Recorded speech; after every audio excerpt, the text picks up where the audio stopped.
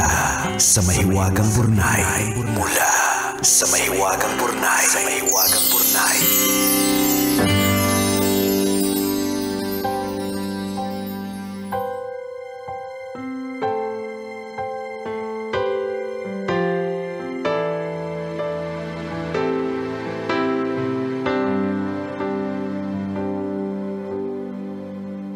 Dear Nicole and Diego,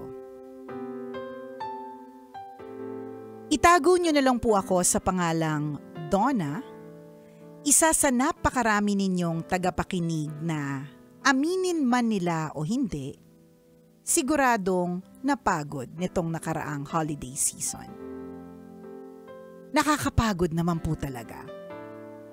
Sumakit po ang mga paa ko kakapila para magbayad sa mga napiling regalo.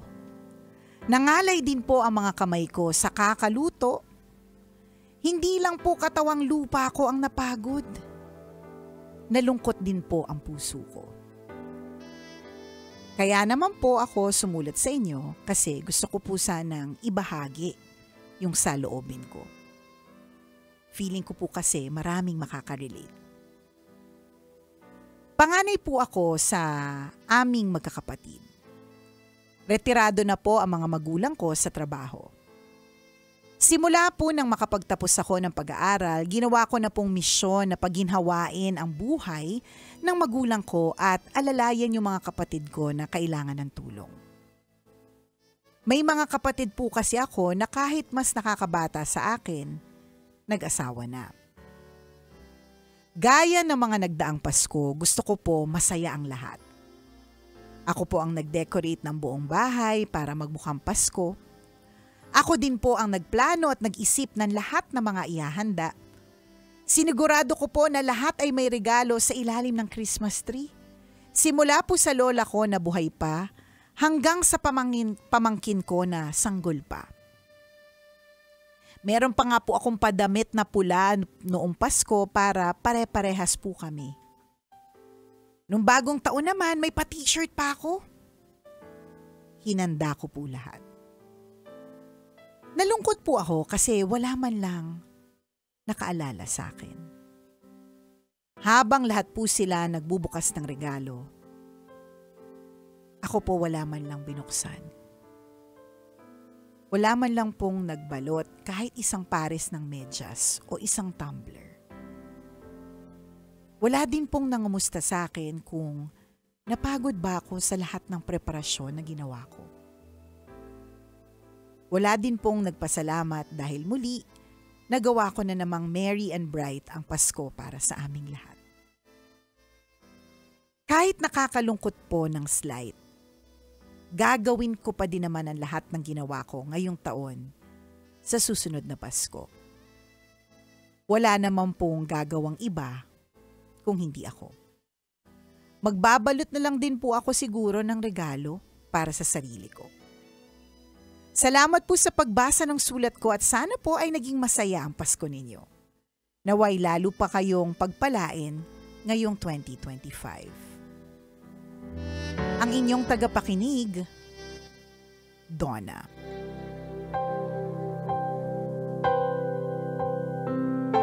Hi, Donna. Nakakalungkot. We feel you. Yeah, ano yan a breadwinner sa kwento ng mahiwagang Burnay. Oh. Ano, eksena talaga yun ng mga ng mga giver. Pero tingnan mo si Donna, no. Obviously kahit na napagod siya yung puso niya yung napagod gagawin niya pa rin ulit. Tama. Kasi nasa sistema niya talaga 'di ba? At ikaw yan yan ka Yan ka. Yan ka and you find joy in it. Meron lang talagang siguro meron lang talagang ikaw trigger. Alam mo naman kapag kasi panahon ng Pasko, lahat ng mahirap parang mas mahirap. Lahat ng kanta mas malungkot. Yung lamig parang extra. Lahat extra. Commercial na basta nakakaiyak. May ganun kasi siyang feels Kaya kung ano man yung nag-trigger sa'yo, kaya ganyan yung naramdaman mo. Well, valid naman yung nararamdaman mo. Nakakapagod naman din talaga. Diba? But it is your choice and it is you. Tama. 'Di ba? Ako para sa akin hindi ko babaguhin 'yan eh kasi feeling ko mas magiging malungkot ka kapag ka yung pina-feel mo sa kanila. Yung hindi ko na lang lahat gagawin. Walang pa t-shirt. Walang magaganap na walang regalo si Lola hanggang sa bunso.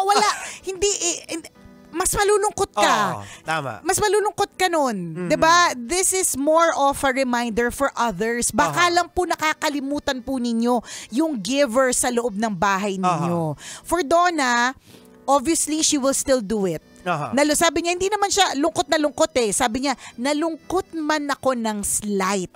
Gagawin ko pa rin talaga ito. Kasi may isip mo talaga yung sarili mo. Kaya wag mo rin kakalimutan yung sarili mo. Correct. Yun din talaga yon. Kapag kasi tayo po ay nagbibigay, oo, masarap magbigay. Oo, masarap mag-share. Pero we do not forget ourselves. Lagi natin sinasabi yan. We cannot drink from an empty cup. Ayan. 'Di ba? Hindi ka uulitin ko to kapag ka ikaw ay nakasakay sa isang eroplano, palibasa natutulog ka na habang nagde-demo yung mga steward and stewardess, 'di ba?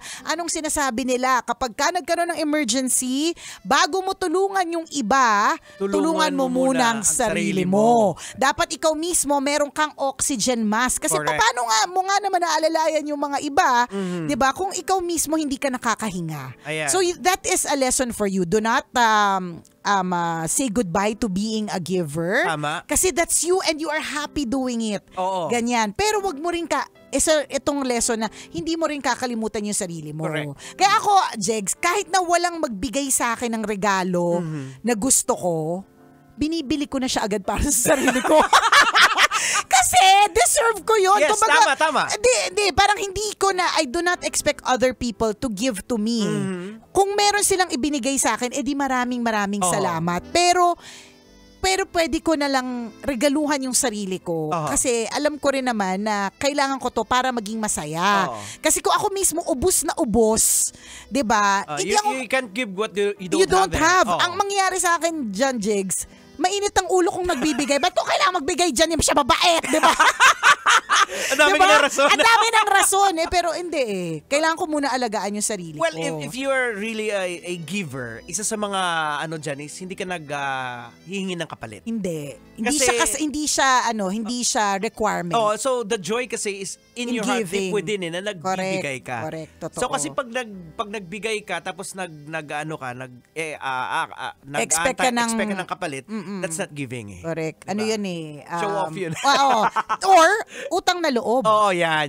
Yan, ganyan tayo eh. Oo. Parang, nagbigay ako sa'yo ha. Oo. So, expectation, may bibigay ka din sa akin. Ayan. Yan yung, hindi feeling ko, isang toxic na trait meron yung mga Pilipino minsan, yung utang na loob eh. Ganyan. Oo. Hindi. Kahit sa Bible nga sinasabi pag nagbigay ka at kinakuha mo na ngayon dito sa lupa yung gusto mong reward, wala ka ng reward dun sa langit. Ala ka. Diba? Tayo dyan. Oo. Hindi kasi God knows what's in your heart Yes, eh. oo. Ano ba dahilan bakit ka nagbibigay? Tama. Para ba mag-show off na masasabing, ay, taga-bigay talaga yan eh. Oo, diba? Or talagang kasi gusto mong, it's in your heart, in your system to share. Correct. Diba? Oo. At masaya yung feeling na yun and that in itself is a reward. Diba? Na ikaw ay nagbibigay. So ang lesson lang talaga ulitin namin para sa'yo, Donna, is wag mong kalilimutan yung sarili mo. Correct. Para kung man hindi man sila nakapagbalot ng anything for you, at least alam mo sa sarili mo. Sabi mo nga, 'di ba? Yan. Ako na lang magbabalot para sa sarili ko. Hindi gawin mo para sa sarili mo. Pero again, this is a reminder ha, hindi na kay Donna kasi Donna, alam mo na yung lesson diyan eh. Doon sa mga iba. Ayan. Hindi po porke hindi nagrereklamo yung tagabigay sa bahay ninyo, 'di ba? Hindi po porke ginagawa lahat ng kailangan nilang gawin, ibig sabihin nun kalilimutan na natin sila. Tama. At hindi naman lalo na yung mga givers yung mga giver usually, sila yung kahit papaano, meron din talagang extra. So ibig sabihin, wag mong iisipin na, ay, madami naman siya niyan eh. Oo, tama. Hindi ko na kailangan bigyan yan. Hindi, iba pa rin yung kapag kami nagbigay sa'yo, Correct. promise. Yung naalala ka niya. Diba? Isa sa mga kunyari, meron akong may nagbigay sa akin. And para sa akin, it's very functional. Binigyan niya ako ng isang pack ng tissue. So hindi ko alam kung regalo niyo to sa lahat. But nung nakita ko siya, sabi ko, oh my God, binigyan niya ako ng tissue. Kasi grabe ka daw umiyak eh. Sa 1 year supply mo na yun. Diba? So it's very functional. Kasi totoo naman. Tama. Oo, kaya kong bumili ng tissue. Aha. Pero iba pa rin yung may nagbigay. Kaya nga tingnan mo ano yung example ni Donna, diba? Medyas. Correct. Wala man lang nag-isip sa akin, magkano lang ang medyas. Aha. Madami namang medyas na mura. May mga medyas na mamahalin, meron mga medyas na mura. Aha. Pero in example niya yun, kasi madali siyang iregalo. Aha. Hindi mo ikahihirap kapag nagregalo ka ng medyas sa isang tao. So Correct. yun yung sinasabi natin, huwag nating kalilimutan. The Pero givers. ito din yung gusto ko makita ni Donna na perspective na kaya ka patuloy na nagbibigay dahil binibigyan ka rin din. Meron Lord, ka eh. rin. Ayan. Meron ka rin. Kaya natutuloy-tuloy mo siya. Yung Correct. mga giver, pinuprovide din, hindi man doon sa pinagbigyan, pero sa ibang paraan. Like for example, kay Nicole, she's a giver. Kay Boss Leo, Leo Bungaling is a giver. Pero sa ibang paraan, binibigay din. Yung Binabalik. parang- Oo, binabalik. yung sa kanya. Ayan. Yung para sa kanya. Oo, nagiging channel lang tayo to give eh. And it's also a reminder for everyone na bakit parang kulang, parang wala akong masyadong naibigay sa ibang tao, ganyan. Baka kasi tinago mo. Hindi totoo. Hindi kasi kailangan, ganun po yung ganun po yung circle of life, Tama. 'di ba? Na para maging dumaloy ang grasya, 'di ba? Ibinibigay po, sineshare po yan. Interconnected Hindi, tayo correct, lahat eh. 'di ba? Hindi po yan sinosolo. So kung halimbawa, wala masyadong ganap sa buhay mo, baka may kakulangan din sa pag-share. O, dahil 'Di madamot ba? ka nga. Correct. Kasi puno na yung kamay mo, di ba? Yes, Yun yung analogy example, natin perfect last time, example. Diba? Ano bang maganda, 'di ba? Ito na lang, yung bigay sa aking Ferrero na bisita natin si Jose. Galing sa US of A. Oo, ayan, oo. Kunyari, binigyan niya ako ng isang ganito. Oo. Kunyari, 10 yung hawak ko na ganito. Oo. Papaano ko mabibigyan ng panibagong Ferrero? Oo. 'Di ba? Kung hindi mo ko rin to ipamimigay. ibibigay kay Oo, Diego. ayan. 'Di ba? Hindi Tama. totoo. Correct. So that's it. Payong. Oo. 10 yung hawak mong payong. Paano ka bibigyan ng bagong payong kung hawak mo siyang lahat? Hindi mo Diba? binibitawan. Bitawan mo. I-share mo siya. So dapat Ganun. para fluid yung blessing na Yes. dumadating, ibinabahagi mo rin sa iba. Ayan. Tsaka dadating, alam mo parang talaga siya, God really provides in so many ways. And I'm sure lahat tayo may ganyang klaseng kwento sa buhay natin na ako yung always kong perfect example, yung nanay ko talaga eh. Kasi yung nanay ko talaga, isipin mo, 4 kami magkakapatid. Ako nga, hindi ko hanggang ngayon, hindi ko mawari. Hindi mo arok. Hindi ko maarok. Hindi ko mawari, hindi ko maarok kung paano niya nagawa. 4 kaming magkakapatid. Na na sabay-sabay na nag-aral. Private school pa. Private school. Isa lang ang hindi nakapag-private nung high school. Kasi nag-science school siya dahil matalino yung anak, yung kapatid kong bunso. Yun lang yung naging experience na nakapunta siya sa isang public kasi nga science school. Pero itinawid siya ng nanay ko at hindi ko makalimutan talaga, Jegs, dito. Yung talaga very Ayaw mo yan. vivid in my memory. Yung payslip ng nanay ko na ang natitira 200 pesos. Talagang pinakita niya sa akin 200 hanggang ngayon. At my age, ang dami ko nakakalimutan, di ba? Hindi ko makalimutan yun. Yung payslip na yun. Yung payslip na 200. Tapos lagi niya sinasabi yun sa akin dati. Ang pinakamadaling problemang solusyonan ay ang problema tungkol sa pera. Talagang parang, paano yun? Lahat tayo kailangan natin ng pera. Paano bakit madali? Pero totoo eh. Sabi niya laging may nagpo-provide, laging naibibigay. Laging meron. Pag Diba? hindi ka talaga madamot, parang halimbawa, dumating ka sa panahon na walang-wala ka, magugulat ka na lang, meron yung hindi mo eh. ine-expect. Hindi mo talaga ine-expect. And then, kung tayo po, marami tayong nirereklamo sa life, marami pong mga ganyan na hindi natin dinasal, pero binigay po sa atin. Sometimes kasi we complain too much about things that we didn't get. Lord, hindi mo naman sa akin binigay ito eh. Ito yung gusto ko eh. Ayan. Wait lang, merong binigay sa iyo si Lord na hindi mo naman pinagdasal pero binigay niya sa iyo. Correct. Yun yung Nakakalimutan natin 'yon. Masyado kasi tayong naka-hook dun kuminsan na yung will natin gusto natin yung masunod eh.